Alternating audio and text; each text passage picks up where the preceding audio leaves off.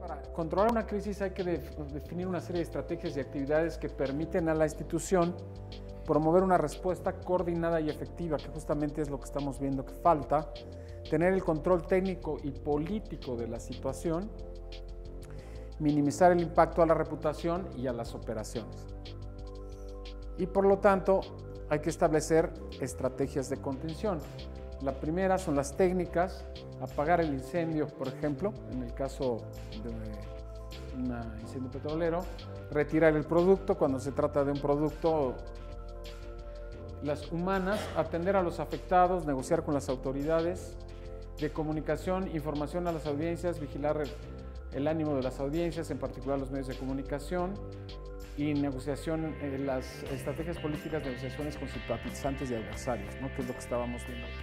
La evaluación inicial es muy importante porque el Banco de México es una evaluación de lo que estaba pasando, pero no hizo un manejo de medios inmediato, sino simplemente se habló de que había una falla en el SPEI y nada más. Parecía una cuestión técnica. Entonces hay que administrar la información. Eso fue parte de la estrategia, es decir, una vez que evaluamos cuál es el problema, ¿cómo vamos a actuar paso por paso? Entonces hay que elegir al vocero a partir de su confiabilidad y de su reputación pública y de que no haya tenido un desgaste y una erosión frente a los medios de comunicación, ¿no? Aquí esto ya lo toqué. No hay que ignorar la prensa, al principio se ignoró en este caso. Hay que tratarla bien, ¿no?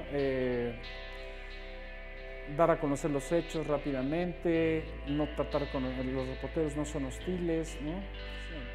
Tenemos que empezar con una información periodística y darle a los periodistas lo que más les interesa de inicio, que en el fondo es lo que más nos interesa a nosotros, nada más que hay que decirlo desde el principio, porque es lo que va a tener más impacto. Con la lectura, con la extensión del texto, se va perdiendo interés y toda la lógica periodística es una lógica de lo importante va primero. Realmente con el plan lo que se trata es de construir una capacidad de respuesta que se anticipa a la eventual crisis.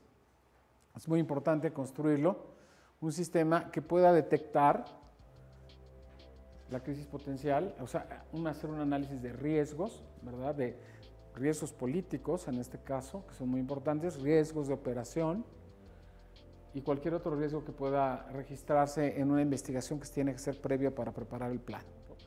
El caso del movimiento Me Too, que seguramente lo conocen ustedes muy bien, a raíz de cómo surge esto. En Estados Unidos ya hay un movimiento pro derechos de la mujer y en muchas partes del mundo. Sin embargo, hay una explosión del tema del abuso sexual con la grabación que aparece durante la campaña republicana de Donald Trump, ¿no? Donde hay una grabación donde aparece hablando de una manera muy machista y grosera incluso sobre las mujeres.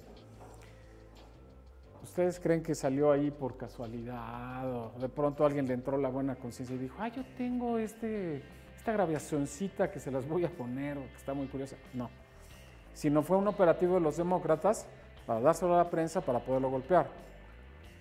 Yo creo que nadie se imaginó que ese punto de partida, que fue una crisis para él y para la campaña, y después siguió siendo crisis durante la presidencia por un buen rato, y de vez en cuando le siguen pegando con ese tema, pero pocos iban a imaginar que iba a pasar por Harvey Weinstein, que iba a pasar por Kevin Spacey, y que iba a pasar por un director de cine mexicano, ¿no? Es decir, todo esto es justamente cómo se dispara, cómo la política dispara crisis en las personas, más allá de lo que puede ser una crisis que se contiene dentro del aparato, ¿no? Entonces es importante hacer esto.